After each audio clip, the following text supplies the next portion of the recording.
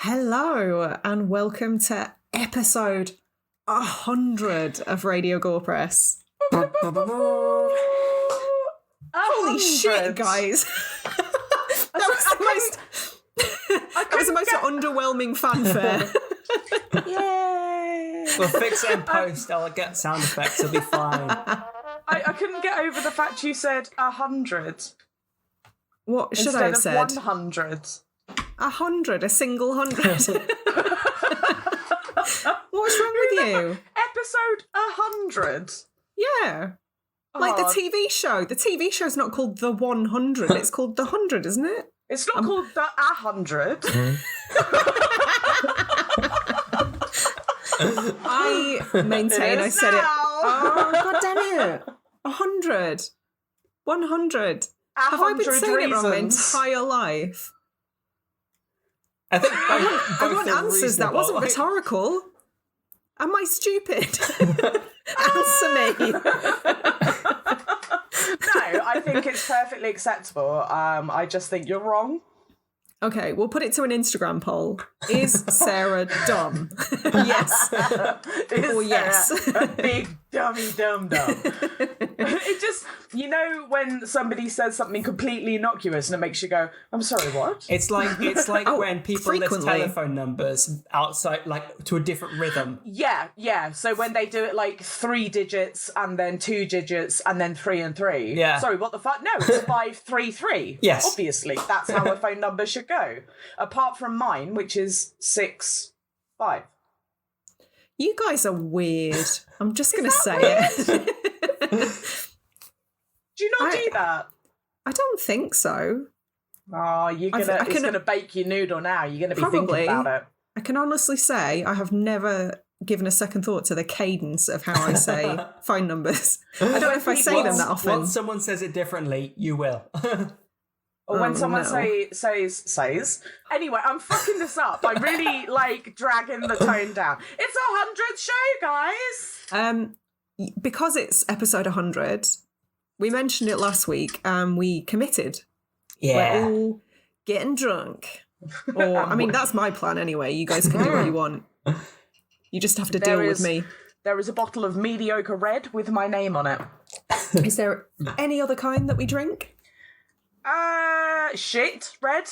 We also drink shit That's red. True. There is also really bad red wine. There's also terrible red wine. I've had some very nice red wines before, but I've never paid for them. Yes, same. If I spend £7 on a bottle of red wine in the supermarket, it's been a good week. Made some money. I was informed that the last show that we did, within the first 3 minutes, I really dragged everyone down by being a bit. I dropped a clinker, I believe was. No, is that a clink? That's a poop, isn't it? That's a dingleberry. I don't think that's what you mean. Is a clinker the same thing? Anyway, No. I dropped a poop. And I made it really sad. I can't help but feel like I've done it again today. You went, it's 100 show, and I went, yay! And then when your etymology is incorrect, Sarah. Buzz Killington. So sorry about that. I'm really sorry. And I also just realised that my microphone's facing backwards. Oh, good Lord. It's been a really long day. It's my birthday. It is your birthday. It's my fucking birthday. I'm 34. We have 2 excuses to get drunk today. I don't know how I feel about it.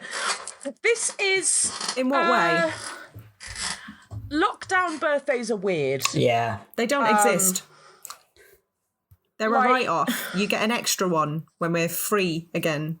Yeah, I think so. I mean, my birthday last year was right at the beginning of the whole sort of coronavirus deal, and like nobody was really going out, and it was a couple of weeks before lockdown 1.0. So I had a really quiet year last year, which was fine, because I thought, well, like this will all be over with in the year. And then, this year is just been a bit fucking weird. Like having a birthday in a sort of hard lockdown has been really strange. Because, our group of friends, like our thing is birthdays. Our birthday, if nothing else, we all go out. Yes. And we all see each other, and it's like a good excuse to catch up with people who live across the country who we never get to see. Mm-hmm. And realising that not only am I not getting to see my friends, that I haven't seen them in a year now, was really weird. And also getting loads of parcels in the mail felt unnatural.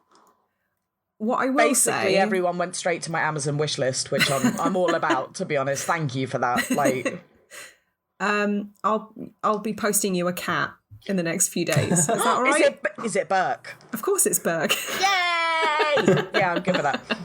Cool. I'll poke some air holes in the box. He'll be fine. I feel like that's sort of indicative of how different we are. Oh, because you're like super quiet birthday. Fuck yeah. Yeah.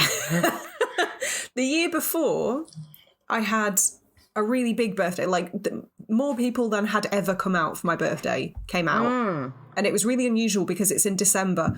People don't want to go out in December. It's grim. So it's an uphill struggle getting people to attend events. You did like a proper Irish goodbye as well. I always do on my birthday. You like shot your load too early, and then at about midnight you were like, peace, and just ran. How dare you? I'd been out since 1 p.m. Don't forget that. Did you vomit in someone's doorway? No. That doesn't sound like me. I would never do that. Or was this the night where you were shouting at the cats to let you in? That was also a different night. And also a good reason why I have not missed nights out that much.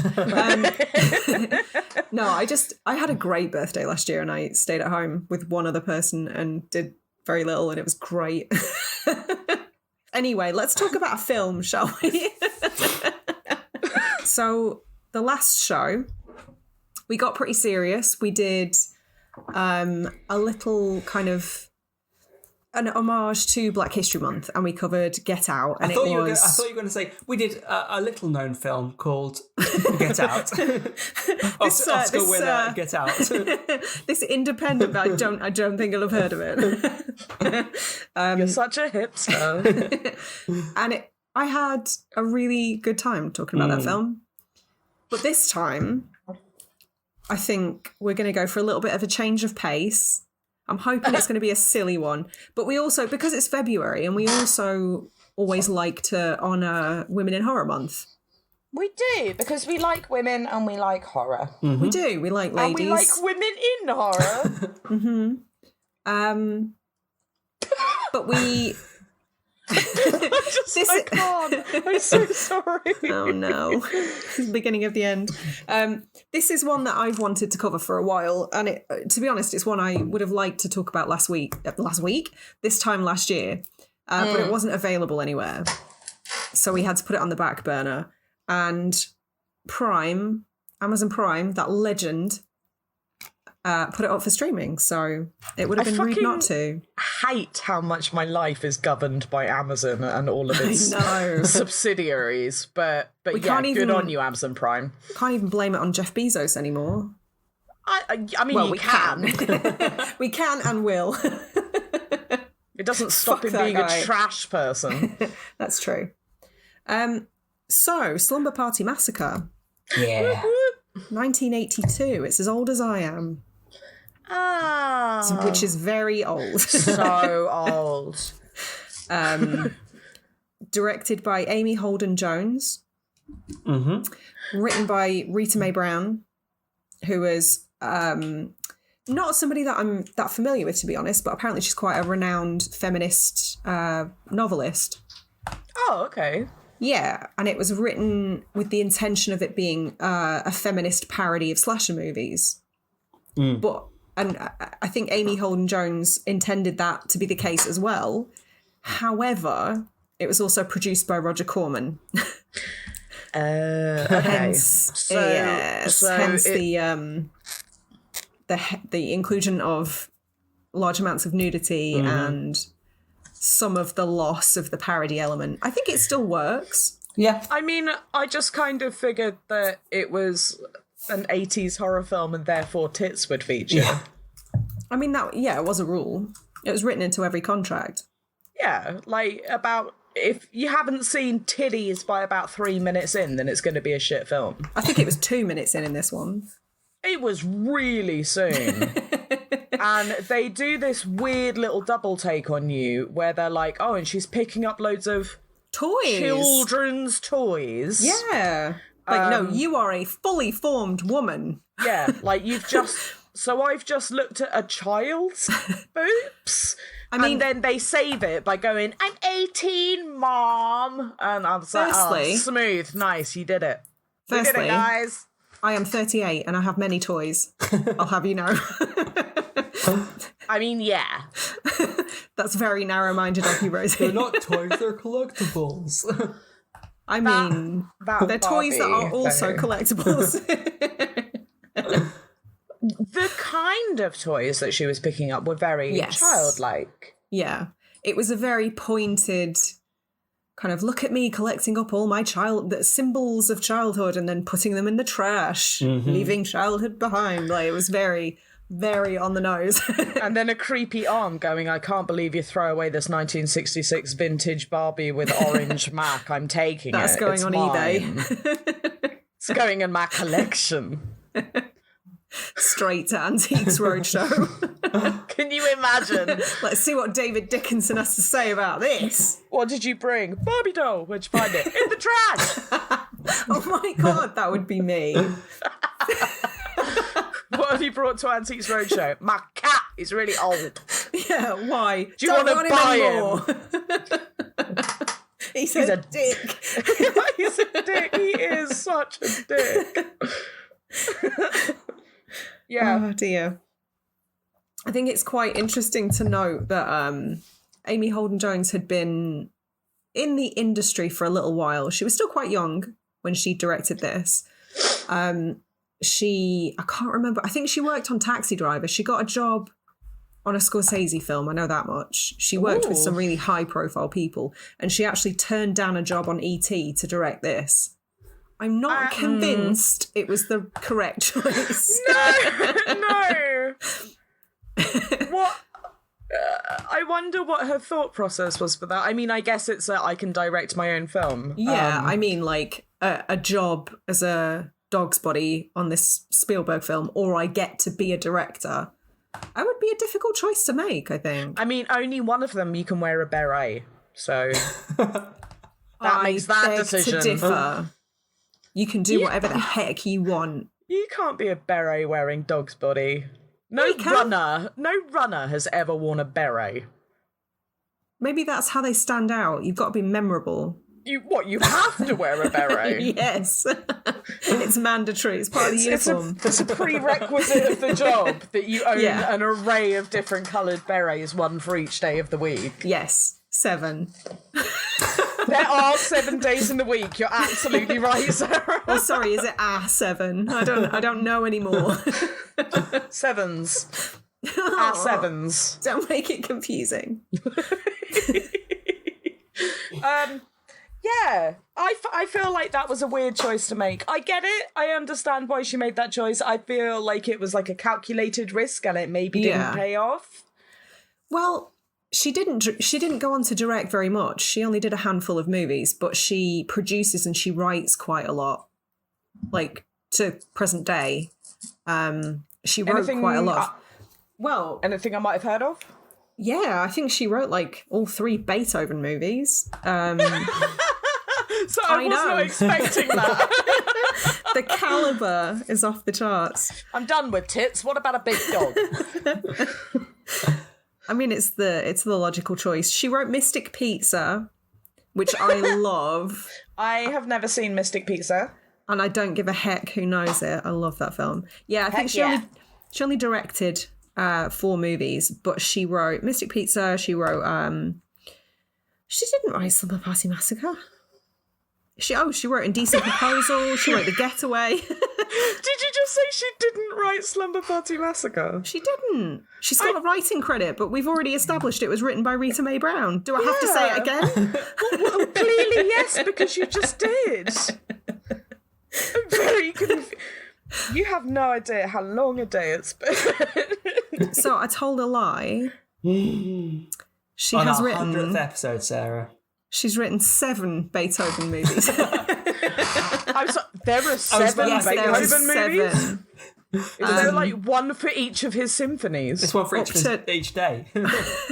One for each day. One for each beret. Yeah. Yes. Or, day of the week. 2011 saw Beethoven's Christmas Adventure. It only got 4.4 out of 10. That's higher than I expected. And if it's a 7th film and he's a Newfoundland, then isn't it like Beethoven finds a lump in his leg or something? Oh my god! Stop being a buzzkill. Beethoven's farm adventure. Yeah, no. Beethoven 7 is just all dogs go to heaven. Beethoven 10, The Big Sleep. No, I would like to say 2014 saw Beethoven's Treasure Tale, and get a whack at that. He's got a hat on. I was going to ask, implore is you. that pirate themed? Like, I implore you to go and look up the cover.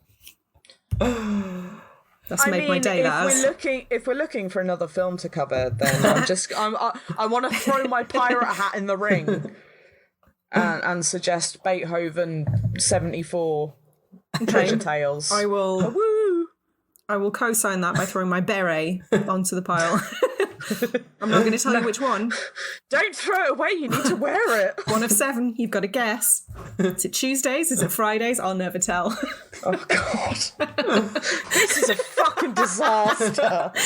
This is what happens when we drink. Oh. Can you imagine if we were in the same room? I can't. It's been ages. I know. You Almost guys started singing Stains just then. You guys at least have the you are safe in the knowledge that I can't spit water at you through a laptop. Yeah. So yeah, it's a constant worry. You don't have to endure the full weight of drunk Sarah today. Every day I'm looking over my shoulder like, is Sarah going to turn up and spit take in my face?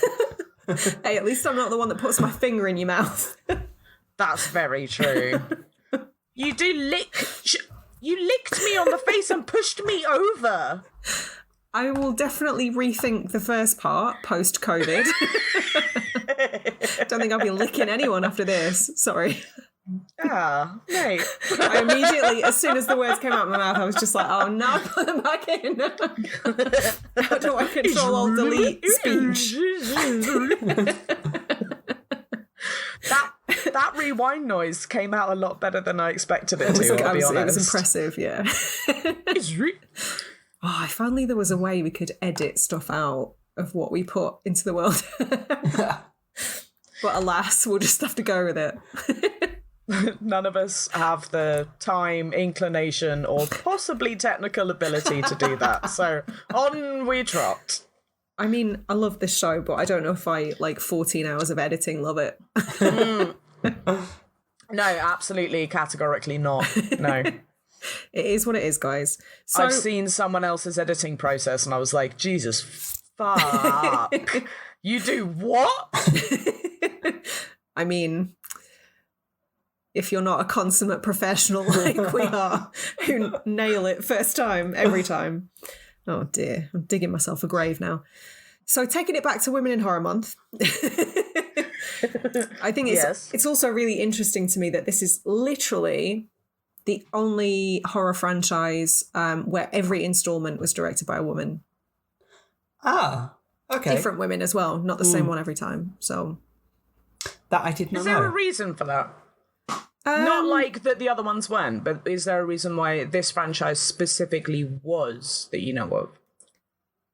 Not that I know of. I would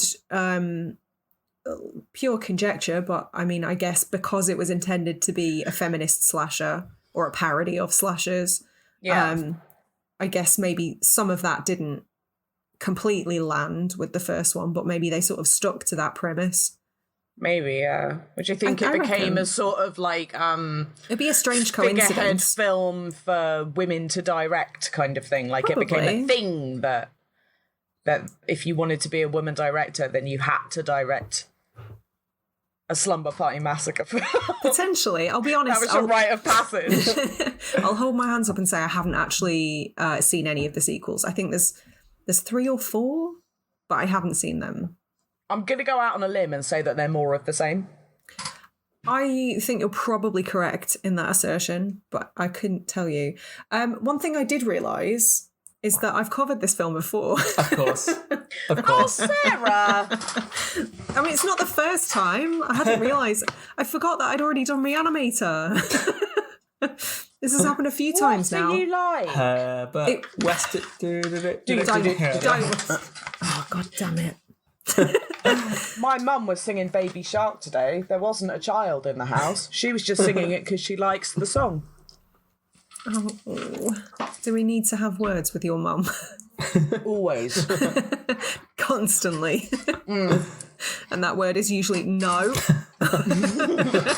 Stop that. Simmer down now. I honestly couldn't tell you how the first show went. It was a very long time ago. I think it was one of my earliest podcasts, so maybe as many as like 9 years ago. So this one's probably going as well as that one did then. I would say this is probably going infinitely better so far. Which is incredible, really. I know. It says a lot for how bad my first show was. Was that a Carruthers job? It would have been, yes. And I think we did all right, but I found some of the old shows recently. They're still up on iTunes. The Gorepress Gorecast. Ooh. I don't know how we did 2 films every week when I struggle with 1 film every fortnight now. I guess it's testament to, like, because you were young and had nothing to do. Yeah. I'm in lockdown. I also have nothing to do. You still go to work, Sarah. Come on. Like, lockdown for you is basically exactly the same as it was before. You just don't see anyone else. Yes, I've just bought a lot of plants out of boredom. Have you drawn little faces on them yet? Not yet. I'm very invested in their survival, though. I've killed so many plants over the years, and I'm so determined. Is this retribution? Is this like redemption arc? I'm like a reformed plant murderer. Oh, does that mean you're going to be a pious ex-plant killer? Am I pious about anything? I don't have the energy. That's a young woman's game. Piousness. I just don't fucking care. Yes. That. And also, I'm not really a reformed plant murderer because I'm a vegan. I eat plants every day. Those planty bastards. That's why I'm vegan, because I hate plants and I want to rid the world of them as quickly as possible. And if I'm eating meat, it cuts into my plant eating time. That's the best reason I've ever heard for being vegan. Who the fuck can argue that? They can't. Oh, well, no, you've won that one. I'm going to leave you. You can't reply to that with a gif of sausages. Oh, right, wave a sausage at me. Cool, Yeah. You keep your sausages. Yeah. I'm having a fucking carrot, those cunts. I'll never look at carrots in the same way. Weird little bastards. So, what did you guys think of the music in this film? Because that was one of the first notes that I made. I remember saying the music's pretty awesome. I'm down with the music. It was awful. It was a bit like if Goblin were American. It was a bit like if Goblin decided that they wanted to sort of be John Carpenter for the day. Yeah. So a kind of like weirdly catchy synthy Goblin. Like it wasn't bad, right? No, I liked it. I could have listened to that aside from the film. Yeah, and apparently the whole thing was done on a Casio keyboard. Amazing. Shut up. With a Yeah. DJ button. Probably. But No, yeah, I really appreciate that. Did you know that? Maybe. that Kanye West released an album called 808s and Heartbreaks, which is, in my opinion, the best Kanye West album. And it's recorded entirely on an 808 synthesizer. And it's actually really fucking good. So I have mixed feelings. I think this was before he became president running Republican. Before he fully climbed up his own butthole. The man's lost it. Right. So I have mixed feelings, as I say. I think genuine musical genius. Yeah. Was definitely told he was a genuine musical genius far too much by the sycophants that surrounded him. Fully believes he is a genuine musical genius. He thinks he's like the second Jesus. Yeezy. He thinks he's a deity. Yeah. However, I so hope that man is in therapy. Intensive therapy. Apparently on Kim Kardashian's like reasons for divorcing him, she's written banality as one of them. Do you know what, one of my favourite things in the entire world? Oh God, it's Step Up 2, isn't it? Yes. Aside from that, there's a YouTube video. I think it might be a Vogue channel thing. They have this interview series where they ask people 73 questions. It's some like arbitrary number. Yeah, that's fucking weird. But I only know about this. I didn't fucking watch it. Don't come at me. But I think another video that I watched mentioned it, so I sought it out. And it was an interview with Kim Kardashian in their home. And there's a scene where they're just, pottering around the house, asking her questions, really boring shit. And then there's a bit where they go into one of the bedrooms and Kanye is in the bedroom with the two children. Oh, no! Oh, okay. Don't worry. And their question kind of turns to him. Their focus turns to him and they say, Kanye, what's your favourite part about being a father? And he thinks for a solid hot minute and then goes, the children. What's worse than a rapist? A child. No! And I kid you not, it is one of my favourite things in the whole wide world ever. That just lives in your head rent-free, doesn't it? It replays very frequently. The children. What's your favourite part about having feet, Rosie? The shoes. The toes. Things existing on the end of my legs. What is your favourite part about having feet, Rosie? Toenails, for sure. Really? Yeah, I love having toenails. You can paint them. That's true. You can paint anything if you want it. I mean, I could, if you want it bad enough.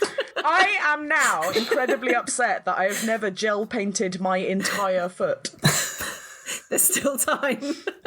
I don't know if it'd fit under the UV lamp. How much mediocre wine do you have? I'll see you guys in about 15 minutes. It might take a while to cure. I don't know. I quite like my ankles. But they not the functioning of them. Are they technically a part of your feet, though? Or is that a separate thing? I feel like foot is the bottom of the calf downwards. I don't think it goes foot, ankle, calf. I just glitched out then. I fully glitched out. Ankle. Then why has it got a separate name? Why is it not just like upper foot? And I guess you can have cankles, which is where your calf and your ankle are the same. Why do toes have separate names? What? Jeffrey, Gordon, no, Sarah, Michael, I hate Rosie. Reginald. Rosie, I'm on your side here. I'm saying your argument is the concept of toes having different names was too much. It was separate perfect. to foot. Right? Ankles are called... Oh, fuck you. I'm saying... Yeah, it makes sense. Fuck you. Talk about the film, guys. Sorry. I forgot what happened. So the music was created on the keyboard with the DJ button? Yes. But was surprisingly competent. Mm.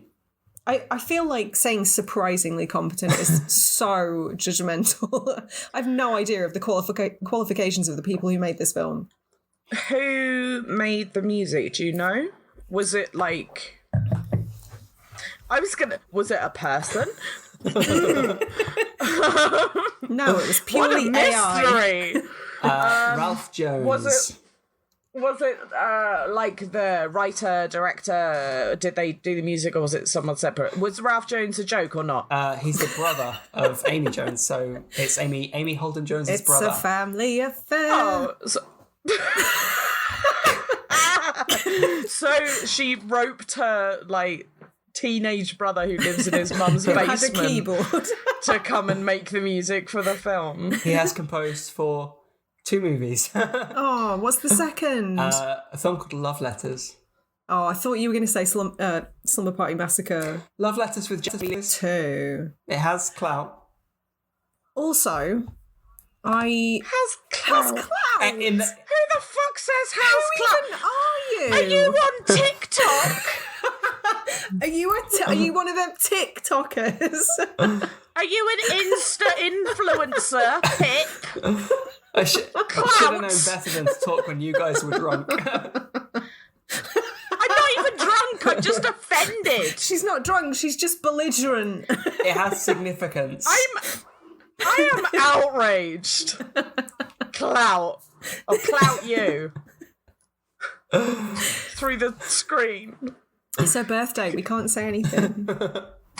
You know, you can, but I'll just go, birthday! Yeah, you'll just store it up and be double bratty next time. Oh, I'll just be a shit all year in recompense.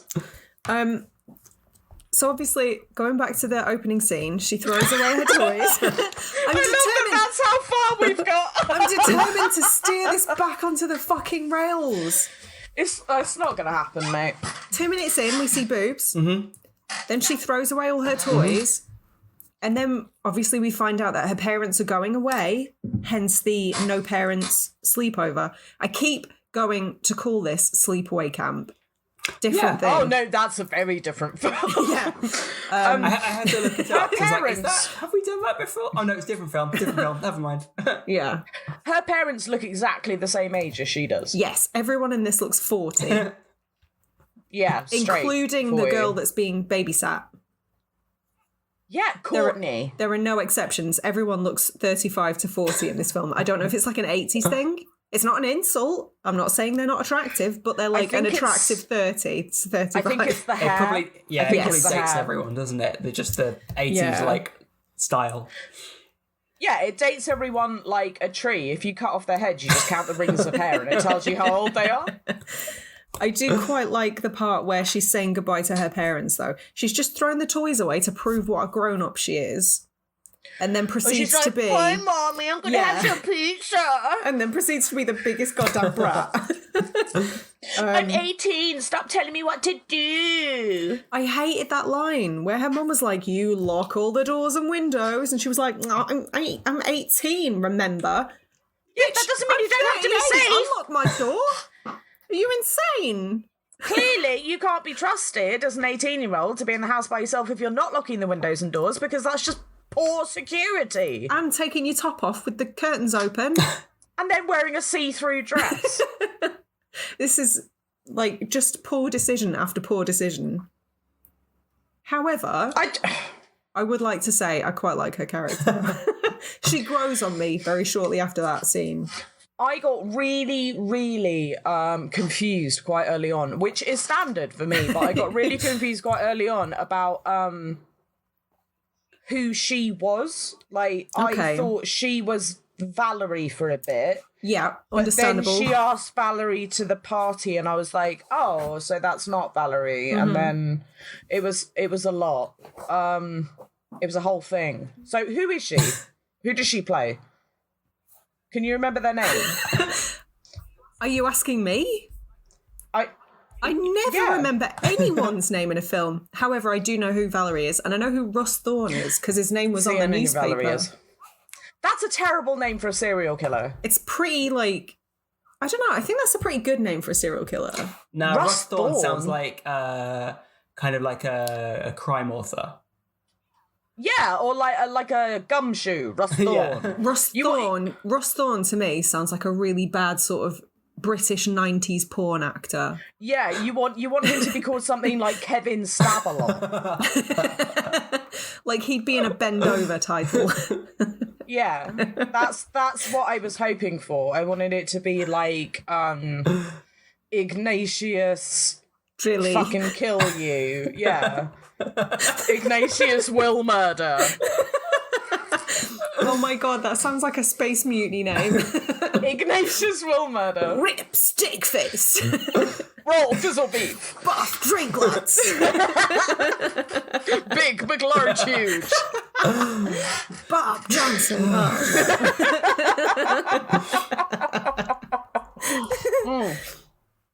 Oh dear. I was very underwhelmed by the killer's name.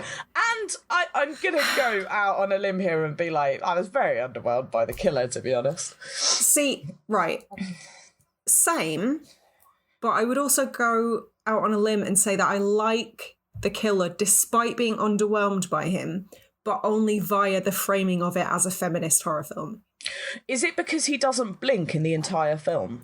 Apparently, the actor, it was his first film, and he was terrified. And apparently he based all of his movements on a peacock.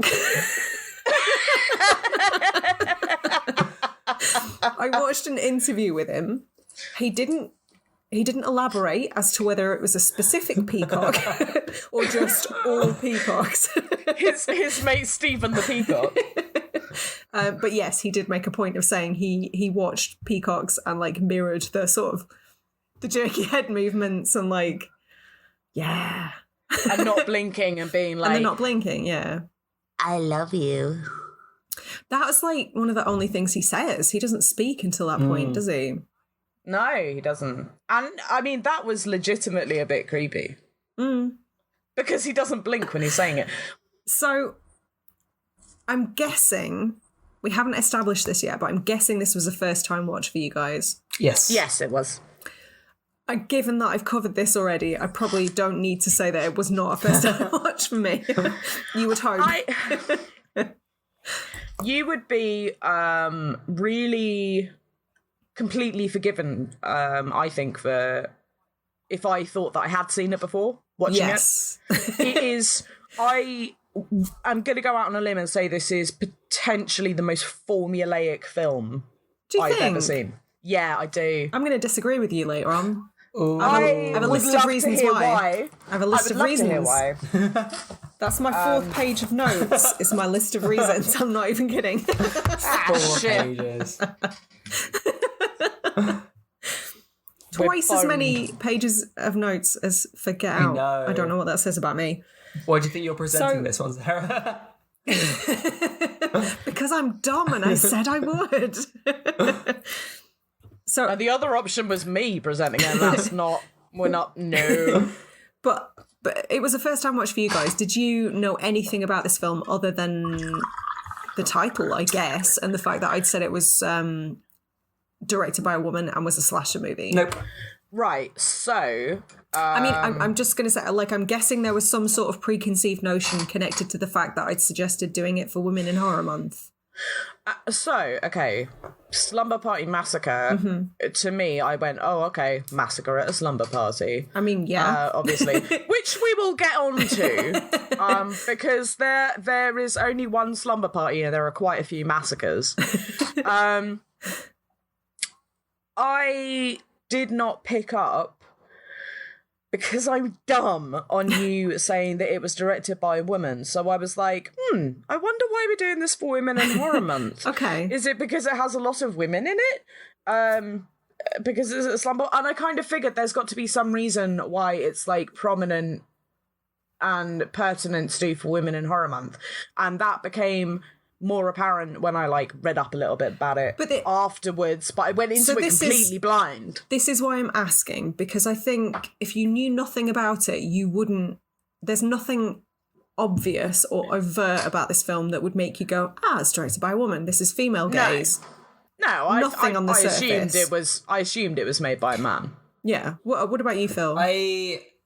So I had to like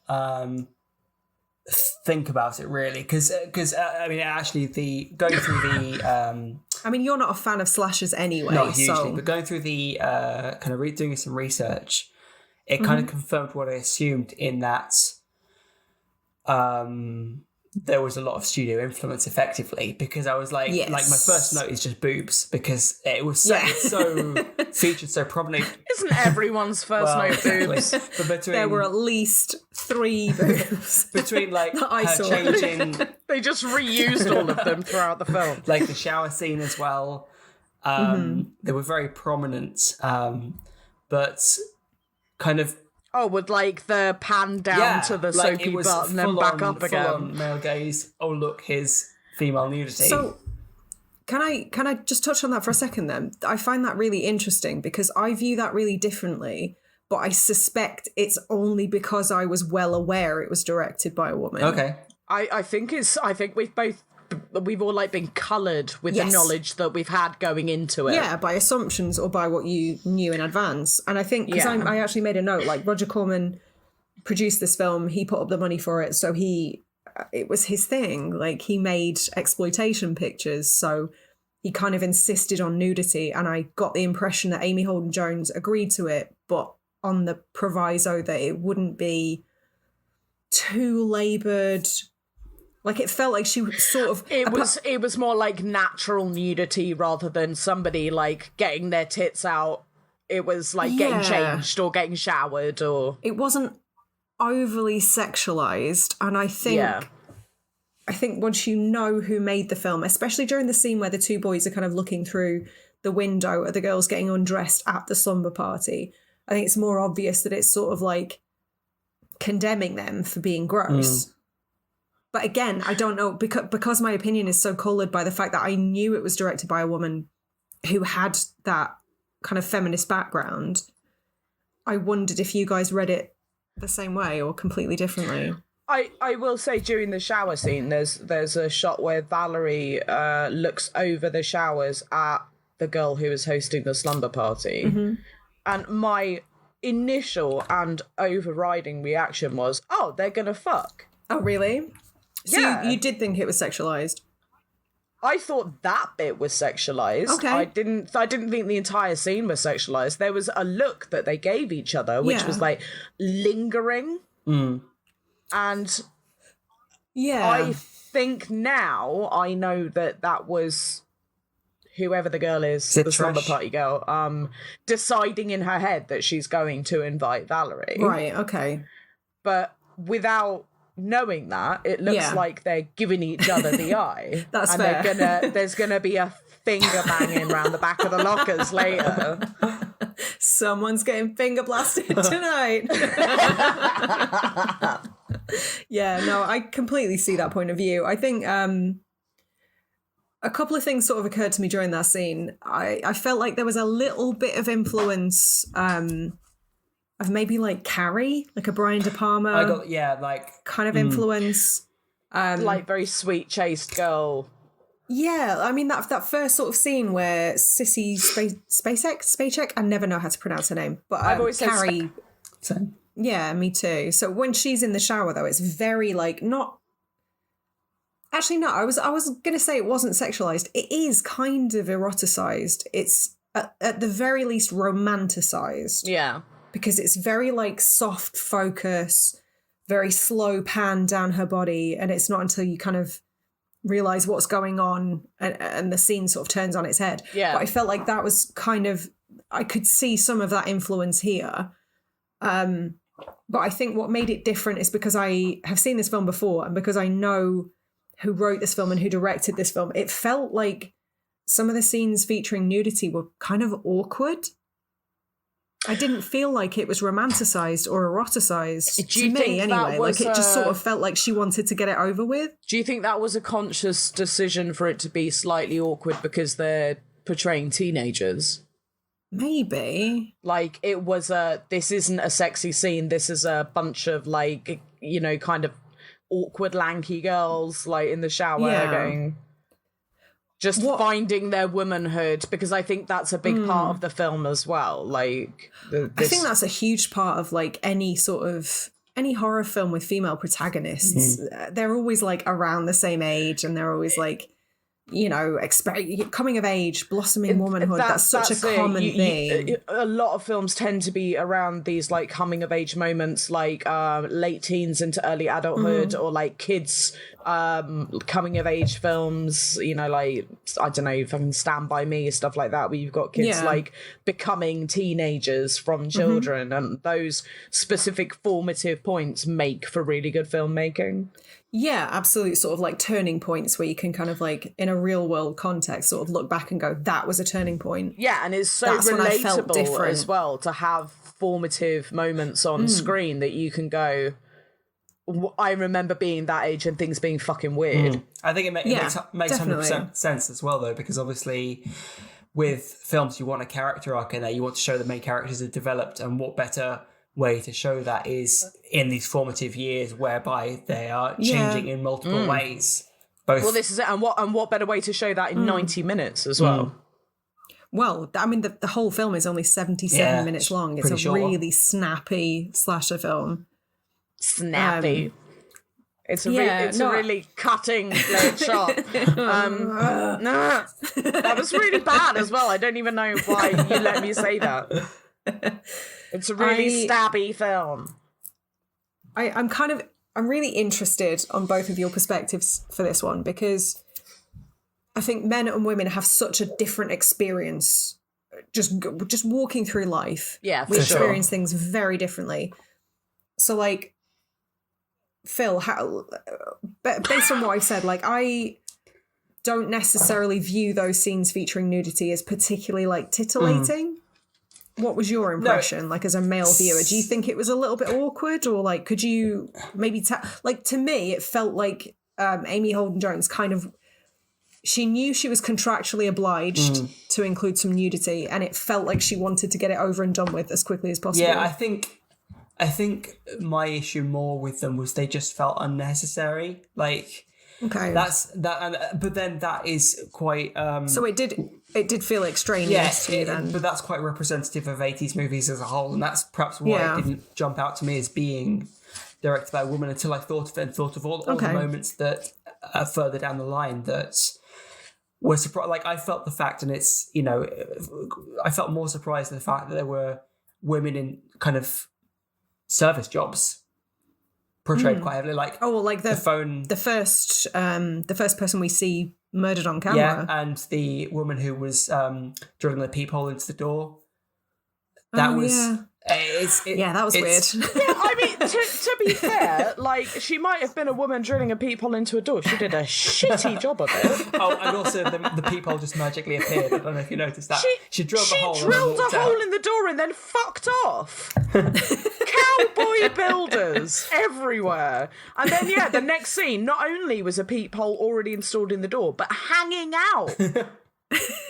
So it's like she'd left and then just turned around as an afterthought and gone, fuck yeah, and just like.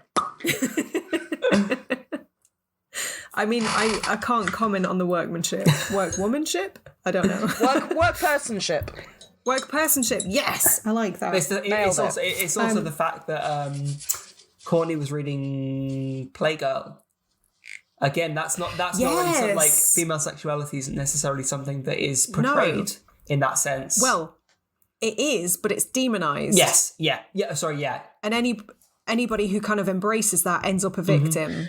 And that's one of my reasons, which we'll get to. Courtney's talking about, like, how a boy kissed her and, like, put his tongue down her throat, and oh my god, how disgusting was that?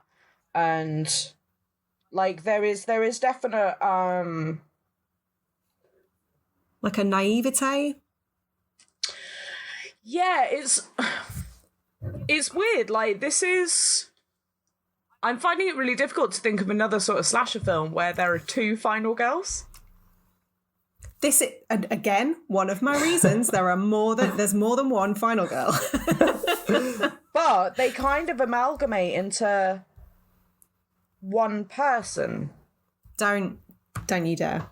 They do, because they're sisters. They're cut from the same cloth, if you like. It makes sense to me that they would both be final girls, because you've got the older one who's very chaste, and then you've got the younger one who relies on her sister for life advice, and that comes out in the film. Like, her sister tells her about French kissing and boys and stuff like that. So it makes sense to me that there are two final girls, because they are ostensibly the same extensions person. of the same thing. Yeah. And she even says, like, when Valerie's saying, how do you want me to do your hair? She goes, I don't care, just make me look like you.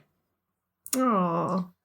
So she really idolizes her sister, even though she makes out like she hates her. She really idolizes her. So yeah, I think had she got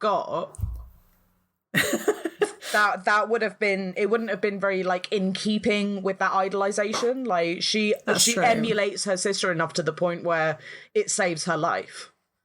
That's also kind of like quite a sweet relationship under the surface, which is not something we see too often in these kind of films either. Yeah, absolutely. I mean, my sisters were dicks when I was younger.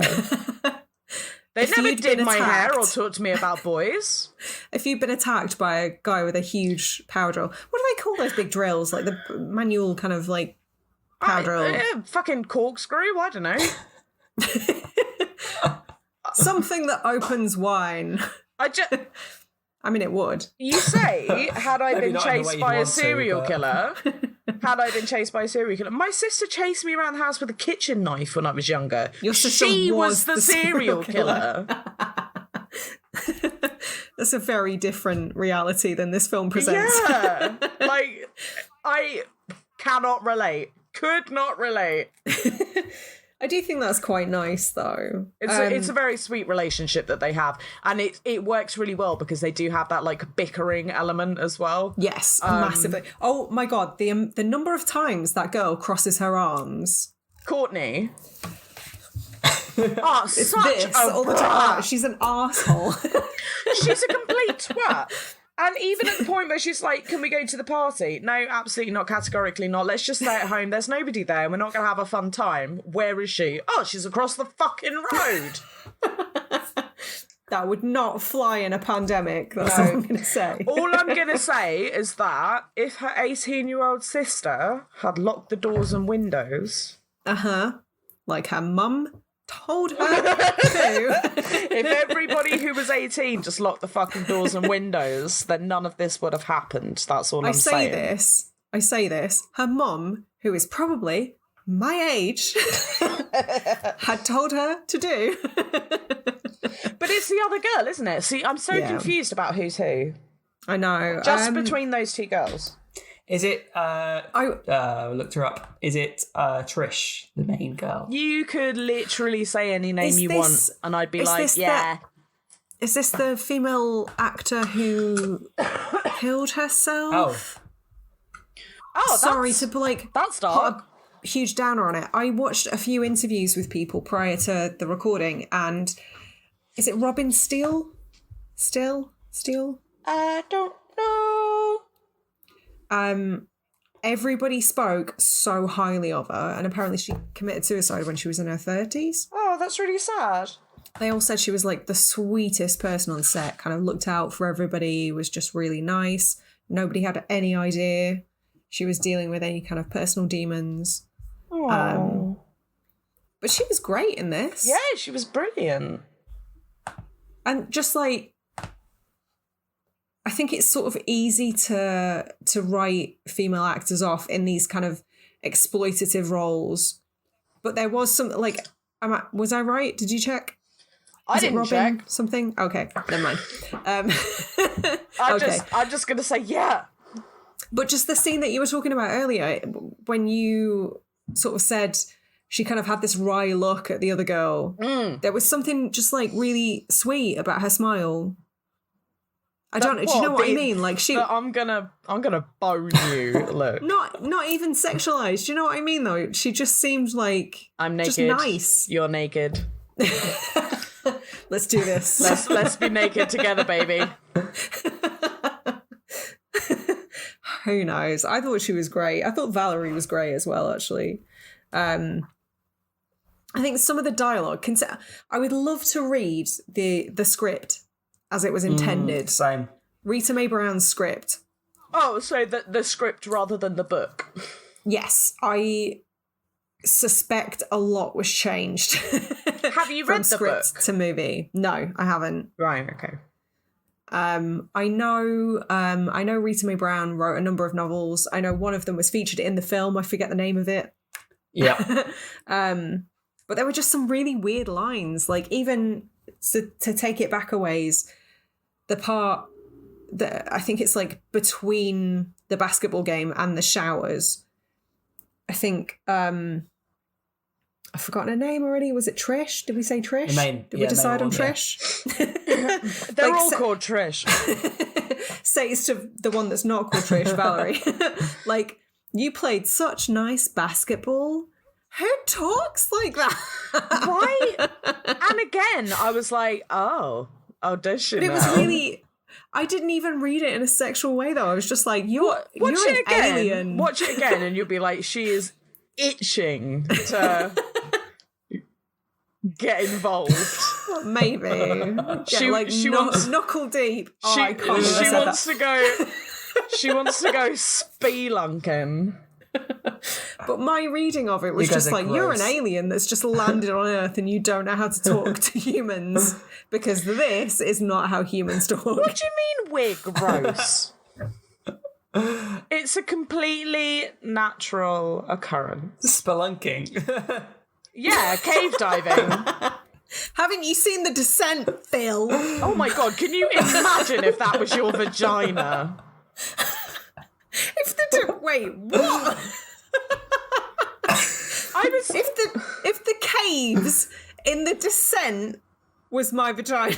Yeah, that's what you just insinuated. You were the one that said spelunking. Yeah, I was talking about like muff diving. I wasn't talking about The Descent. How was this turned round on me? I wasn't talking about one of the scariest horror films ever in regards to my, chaff. I'm just going to say, unpopular opinion, Neil Marshall's only good movie. Don't care. I don't know any other movies that he's made. Doomsday. Shut up! Dog Soldiers is brilliant. Dog Soldiers is good. It's no Descent. And it's Doomsday. Doomsday kind of negates it. That's how bad Doomsday is. Doomsday is a big load of wank. Caca. Caca poo poo. It's not an Alpendiga Picante. One of the notes that I made that I would really like to touch on is that obviously this film was made in 1982. It was kind of relatively early on in the slasher boom. Yeah. However, it's really notable to me that the killer at no point conceals his identity. I was surprised. Like, really obvious, just running across lawns. But even in 1982, there was a precedent for masked killers in slasher movies. And this film's just like two middle fingers to that. Well, not just... I liked his... And I thought that was really interesting. I liked his Canadian tuxedo. Jesus Christ. Ross Thorne's biggest crime in this entire movie was double denim. He's not even a Canadian. Fuck off out of here with your double denim. I wear double denim. Fuck you. It's not just that he was unmasked as well. He's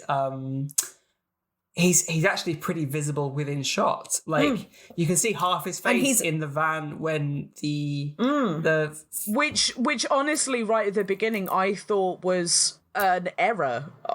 Okay. I thought that was like, the film guy's fucked up. Having like an extra space in shot in the back of a van or something. But not only that, prior to that scene, he's already been named in the newspaper. There is a murderer. His name is Russ Thorne. Here is what he looks like. Yeah, there's no ambiguity as to who this person is. He's no, like, Michael Myers. Like, and yet, this kid's like, I'm 18, I don't need to lock the door. There's a crazed murderer just running around. Because coming of age protects you from doors. Oh, she deserved to die. She absolutely deserved to die. I disagree. Like I did start to like her. I did start to like her character. She fought back. She fought back realistically. Yeah, no, that's true. Thought. Like, stabbed and then scared of having just stabbed she had somebody. moments of like trepidation, and then like I liked that. I love that a lot. I think maybe I'm being a bit harsh by wishing death on people because I've been watching The Handmaid's Tale, so I want everyone to fucking die at the moment. You die and you die, you all die. Fuck you. But did you appreciate the very old-fashioned horror cat scare? Yeah, one point I did want to make about this film was that how many fucking fake outs do you want to crowbar into one film? There were at least 10. Many. At least 10. So many. There were 6 in quick succession. Like, they literally, just steamrolled through it. Like, I literally made a note that says so many fake outs. Jesus Christ. My note reads, why can't people talk when sneaking up on others? Like, so many, it's just like, hand on shoulder. Oh, sorry, I didn't mean to scare you. Well, fucking talk. Sorry. Say something. Okay. Right.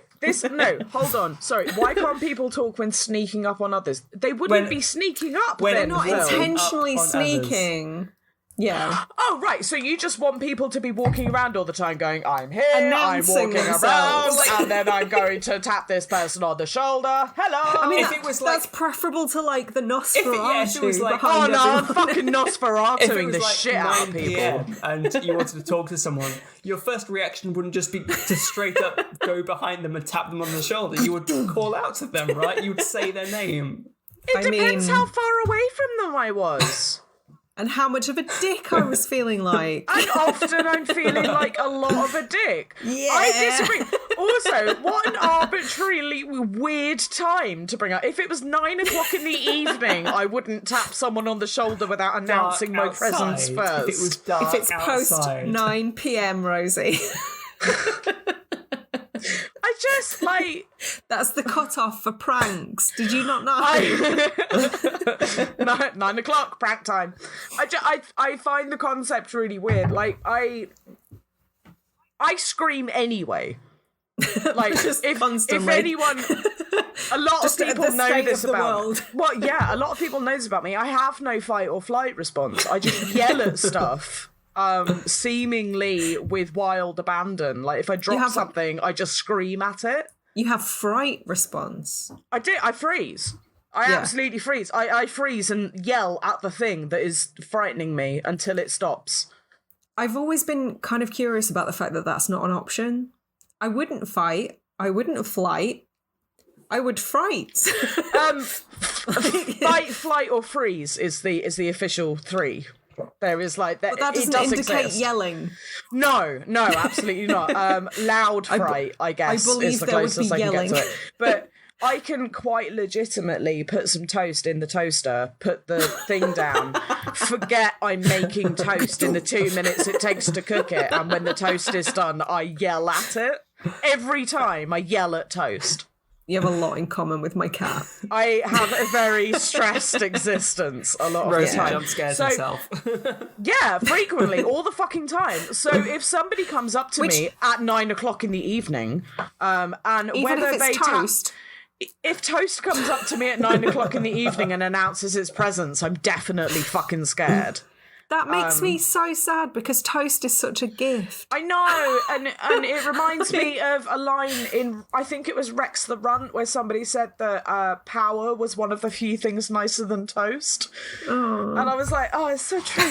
But yeah, if somebody came up to me and like tapped me on the shoulder in the evening, in the dark, I'd be like, whoa, what the fuck, who are you? If somebody came up behind me and was like, hi, I'd be like, whoa, what the fuck, who are you? Like, there's no discerning difference between the two of them. I don't see the point in announcing yourself if I'm just going to get freaked the fuck out anyway. I'd prefer the surprise. I live alone, so yes, hard agree. Anyone announcing themselves, like I lie in bed frequently, convinced that Gary Busey You is just in lie my in bed attic. frequently, Sarah. But I have like hider in the house, waking nightmares. What, like someone actually living in the walls? Like Gary Busey's in my loft. Is Hyder in the house the one where the He's picture outside is on him the cover. outside looking in? You can't look him out, he's already in. He's not, he's in. Who signed off on this? Unless you've got a really fucking weird house, he's outside. Imagine if you owned a house and you just decided to put all your furniture outside it. And call it the inside. With a free Gary Busey. I've got the biggest house in the world. If you look through that window, you'll see the outside, and it's just the inside of that house. Somebody said that sentence. I just said that sentence. Seriously. At some point in the world. Somebody's been pretentious enough. 100%. The world is my house. Sorry, 100%. Thank you. 100. No. Is that a northernism, do you think? I don't know. 100. It's not like I'm sat here going, hey, buy it, put wood in Thor. Oh, go put big in shed, Martha. Take big light off, it's like Blackpool Illuminations. I am just existing and you are mocking me. Go down shop, buy some more this. Yeah. Very northern. Well done. How dare you? I'm not sorry. I'm not sorry at all. I know you're not. I do like... I started to like Valerie a lot more while babysitting, she referenced Jim Jones. Right? I was like, whoa! As Jim Jones once said, drink the damn Kool-Aid. Yeah, no, you're one of us. Cool. And she was watching horror films. She was apparently watching, well, at least one of the films she was watching was Hollywood Boulevard, which was a Roger Corman film because he's a self-referential fuck. Was that the big screamy film? I don't know. I've never seen it. Maybe we should Soz give it a Roger. watch. Yeah, fuck you, Roger. But yeah, she was watching horror films. She takes a piss out of her sister. She doesn't want to go to parties. And she's me. just a bit badass. I know, you asked me at the badass part. Do you know what? Yes, she is you for one reason, which is that she genuinely thinks that you can start up a circular saw and run up the stairs and the power cord won't run out. How dare you? Really, that's not outside of the realms of possibility, is it? How dare you slight my character to this degree? I very, very dare.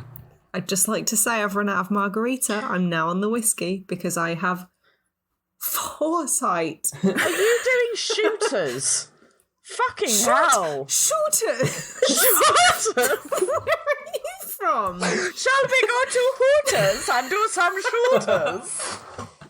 I will never get over the fact that my mum pronounces the word tattoos. It will never make me stop laughing. Tattoos, not Hooters. Oh, she doesn't say that tattoos. That would be really fucking weird. Tattoos. Oh no, I don't like it when women get tattoos. Tattoos. Oh dear. Tattoos to you too. And tattoo to you too, sir. A merry tattoo to all of us. Unbridled joy, genuine joy, forever about the word tattoos. I mean, I had a lot of laughs just in the recap there. I think I might lose my shit if I hear it from the horse's mouth. And you know what Mama Baker's like as well. Yeah. She's very genuine about her dislike of tattoos. She is, but she's met me a lot, and I have many tattoos. I know, it's all right, because your tattoos are on you, and they look good on you. Not on one of her children. But if her daughter got tattoos, then there'd be a whore. So I have some. One of which features my name. I remember Mum one day when she was feeling particularly happy about the world, telling me that I could get a tattoo as long as it didn't have anyone's name or any swear words on it. Whoops. So I got a scroll that said "Law or get the fuck out." Yeah. Double threat. Because I'm particularly litigious, obviously. I had to explain to my mum, who was like, what does GTFO mean? Get the fuck out. Don't tell me to get the fuck out. I'm just asking a question. Oh, no, I'm nearly 40 now. She allows me swearing. It's fine. My God, if my parents didn't allow me swearing, Jesus. But it's taken this long. We're on a peer-to-peer basis now, but it's taken, to this, year. Oh, really? I know people my age who are very much like, no, I wouldn't swear in front of my parents. It's not okay. And I'm like, fuck this, fuck that, fuck you. Well, I've been very careful previously. I've let slip a lot of the times, but it's usually followed by covering my mouth very quickly, going, oh, pardon my French. I called someone a cunt in front of my mum and dad today. Yeah, I think... And that, even for me, is that's a... How old are you, Phil? I am 32. So you've got 2 years till you completely lose all remaining fucks. Apparently so. I look forward to Making the assumption that it's on an equal male to female level. That's correct. Maybe there is a delay. I'll let you know in 2 years' time. Yeah. It stands to reason that they mature later, therefore they run out of fucks later as well. I can see that logic. Sound logic to me. Do let us know. Do let us know. Do you still have fucks to give? After this year, they're definitely running out. Well, Jesus. To be fair, I think we've all aged about 5 years in 365 days, so... Genuinely, Matt, I say Matt as though everyone knows who he is. Matt, who was kind of around as a foundling of Gorepress, he created the website that we had originally. He's not involved in the podcast, but he was an original Gorepress fan. Contributor. Kind of has a reputation as being a bit of a forever young. Oh, he's a bit of a Dorian Gray. Mm-hmm. This year, grey beard hairs. Shut up. The pandemic has ruined us all. I want to That's all I'm going to say. We're all fucked. So, you know how long and lustrous my hair is. I do, and pink and lovely. I'm pink and lovely because I've taken care of it for a number of years and I bleach it very carefully, etc., etc., etc. At the moment, I have got so much hair around the front where it's snapped off, and it's because I spent the past year with my hair in a top knot. Mm-hmm. Because I don't leave the house anymore because fuck. I'm starting to get concerned because we're getting to summer.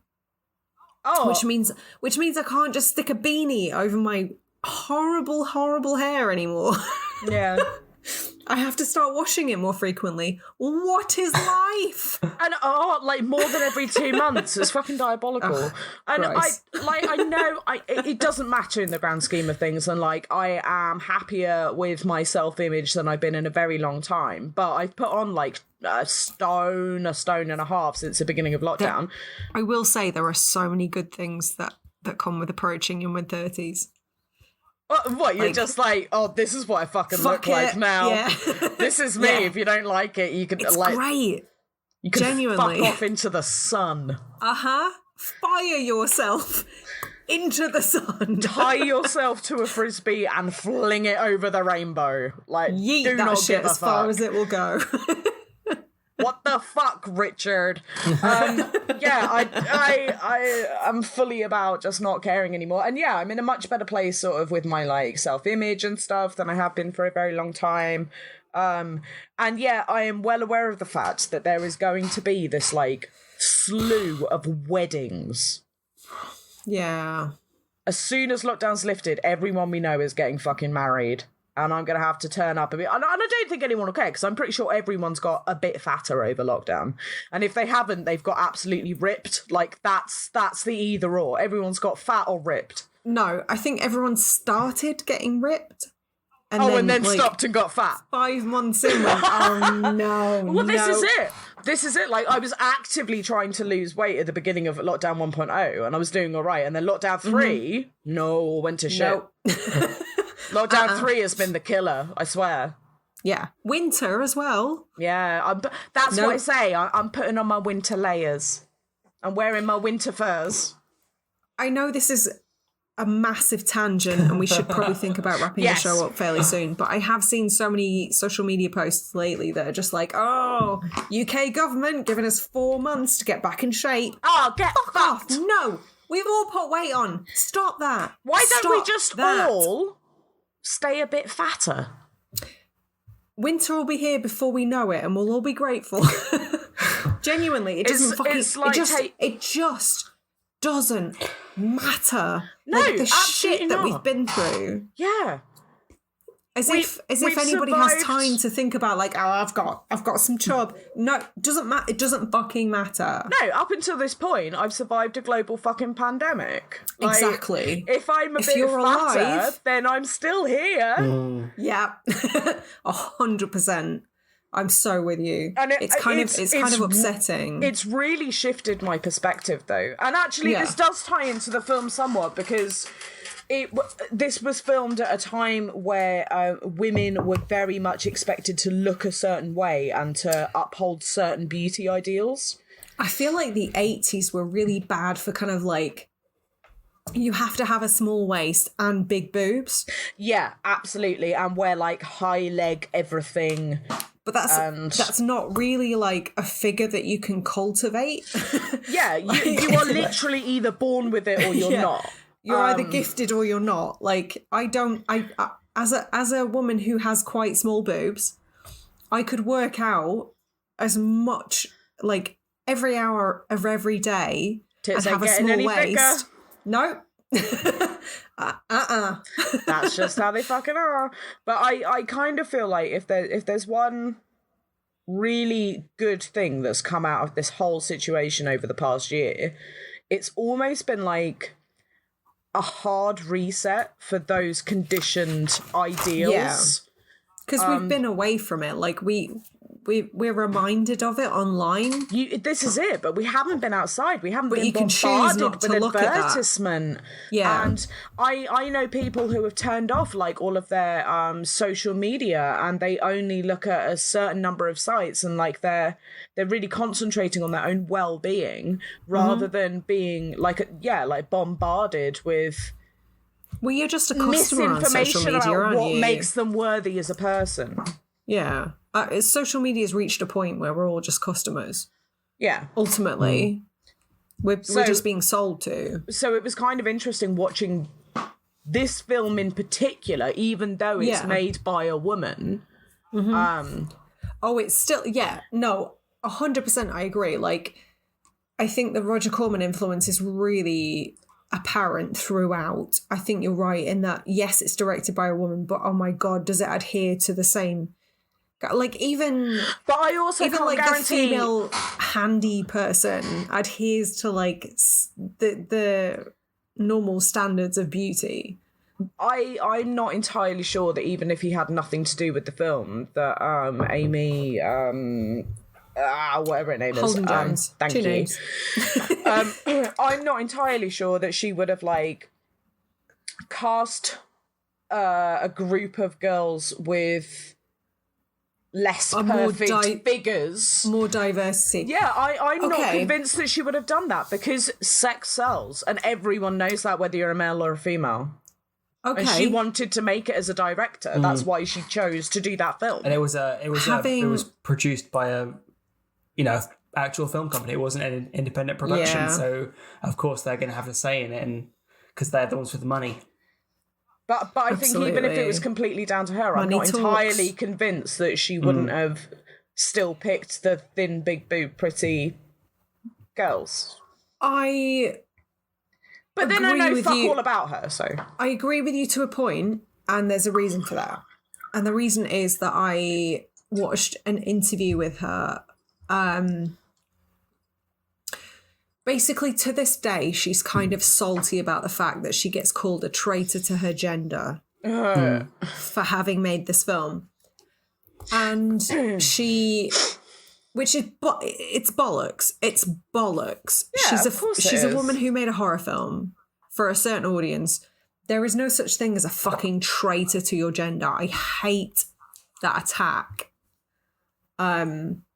However, films are commentaries on the human condition. It's nothing to do with whether you're a traitor to your gender or not.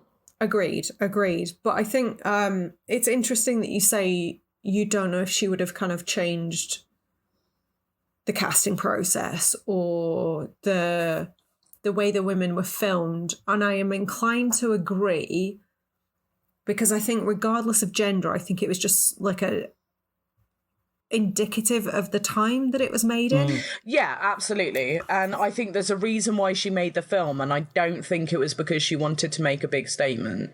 No, and I think it's because she wanted to make a film and be a director. Yeah, I think like anything too outside of the parameters of what was expected from a slasher film would have been disregarded. Yeah, well, precisely. Think about all of the horror films across the 80s and then tell me how many people were fat in them. Yeah, you have to comply to a certain degree to get your film seen. Yeah, that was kind of my takeaway from it. Like, I felt it was as feminist as it could be. Yes. Like, because given the time, because people are so hung up on like, oh, there's nudity, all sorts of these sort of things we've identified, but it's very easy to miss the things like we've spoken about, like the women that are kind of in service roles, or the exploring sexuality, the chopping off of the drill. Yeah. Can we just talk about the castration? Fucking hell, I'm going to take a machete and chop your figurative dick off. I mean, a literal dick fight at the end. There was that shot where it was kind of between Russ's legs and the drill was just pointed down right between. Like, like... I will say it's something that was kind of taken and refined in Texas Chainsaw Massacre 2. But it's very much like the killing implement is phallic. Like, they really took that and ran with it. And I think they did quite a good job in this. I mean, some parts of it, like I said, are pretty on the nose. It brings up a really interesting question about if the killings are more representative of, like, sexual assault rather than straight out murder. Yeah, I mean, literally, the fact that they chose to use such a phallic weapon kind of screams like this is indicative of sexual assault. Well, and the fact that, like, it's a drill as well, like he is drilling these girls. Yeah. Which is gross to think about, but I think that's probably something which was considered. Oh, 100%, yeah. I mean, drills were not like that, aside from like the very obvious and like driller a really killer. Weird what else is there? Drill as well. It wasn't even like a like power drill or something which you hold like a gun. It was a really long, two-handled, fucking metal dick that he drove into women. Yeah. And it seemed to be really indicative of like indicative. Sorry. Incockative of sexual assault. And the reason I said right at the beginning that I felt this film was quite formulaic is because it adheres to the idea of the girls seemingly in order of how sexualized they are get taken off first. Like the girl who meets her partner in the car and they're getting down to it, and then like she leaves and comes back and he's dead and she's dead, and it's that idea of like, if you have sex then you will die, and the girls that survive are the chaste girl Valerie and her little sister. That's is Valerie like totally chaste though? I think so, because she says during the film, like, oh, they've always got boys around there, and sort of makes out like that's really uncomfortable for her. Okay. I mean, she might be a slut, but she doesn't show it. It is far beyond us to slut shame anyone. Yeah. So I think now, like, we've been recording longer than the film played for, so now is probably a good time to like wrap up. I would like to say, though, I think now is probably a good time for my arguments as to why this is still a feminist Go for it. slasher film. Hit me. So, so my arguments that I wrote down are thus: the castration scene, as on the nose as it was, that is a very, like, blatant... I mean, can you say that happens in any other slasher film? Off the top of your head? What? Now go chop his dick off! I think that was really... As on the nose as it is, it was a cool moment. I loved it. And it was one of those moments where I was like, way, pom-poms. Yeah. Yay. Secondly, the main characters are absolutely not the saviors, and they're not all villains. I mean, they're not all villains. They're not great, but they're not all villains. Valerie literally like looks out the window numerous times and is like, meh. And people are dying outside her house, and she's like, meh. Well, meh. Okay. And yeah, I agree with that. That, you know, the protagonists are not the saviors for sure. Reason number 3: the women fight back admirably, but not unrealistically. It's not like a Mila Jovovich Resident Evil sort of like unrealistic trained final warrior girl kind of. Yeah, they're not like robots. Yeah, they kind of are realistic in the fact that they want to defend themselves, but they have mixed feelings about it. Yeah. Yeah, and that point that I said, like, Trish stabbing him and then being like, oh shit, I've just stabbed someone. Uh-huh. Yeah, which is, that felt kind of real. Yeah. No, I'm with you on that, yep. Again, there's more than one final girl, which is unusual for the time period. I can't think of another film where there is. No. At all, actually. Reason number 5, sex or interest in sex does not seem to be a punishable offence. Disagree. Do you disagree? Disagree. Okay. Hard disagree. That, that garage scene is enough for me to disagree with hard evidence. They have sex, they die. Hard evidence. It's only at the... hard ever... dickness. It's only at the point where he's like, come on, let's get busy. Let's do the do. And she's like, no, I couldn't possibly. I'm a very good girl. And he's like, please let me do the do on you. And she's like, oh, well, okay, then. Let me go and tell my friends that I'm going to go and do a sex. And then she comes back and he's dead. And then she dies. All right. Okay. Had they not gone to have sex, they wouldn't have died. Agreed. What I will argue is that not everyone, like, it doesn't seem to be a cardinal sin. Not everyone who expresses an interest in sex dies, which did become the norm in slasher films. Yeah, I mean, the boys do. The girls are all talking about boys that they've like done naughty stuff with. So what? Just because I'm proving you wrong? No. In fact, the only girls that don't explicitly talk about sex are Valerie and her sister. Yeah, apart from true. The centerfold. But they're the ones you're supposed to root for. Apart from the what? centerfold Playgirl scene. Yeah, but they're not talking about... It's sexuality, right? Sexuality, but not sex.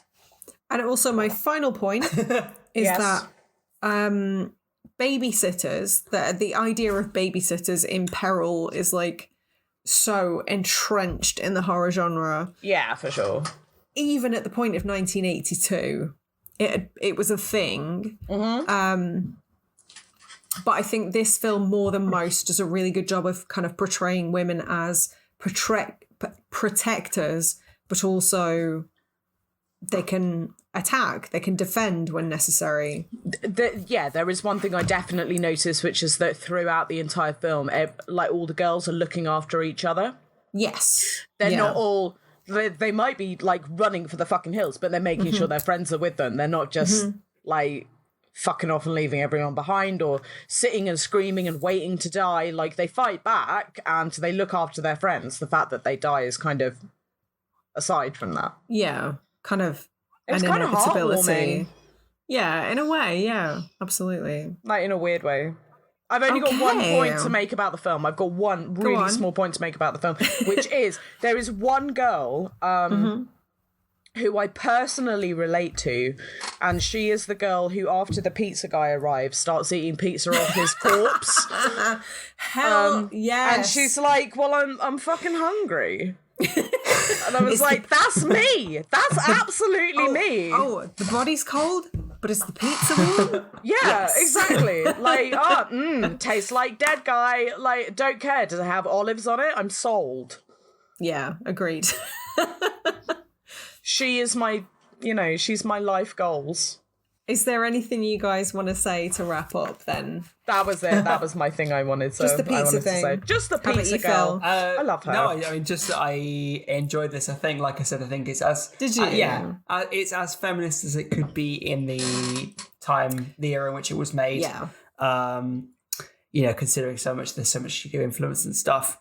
No, I did really enjoy it. I think just took a bit of thinking through to get there. Yeah.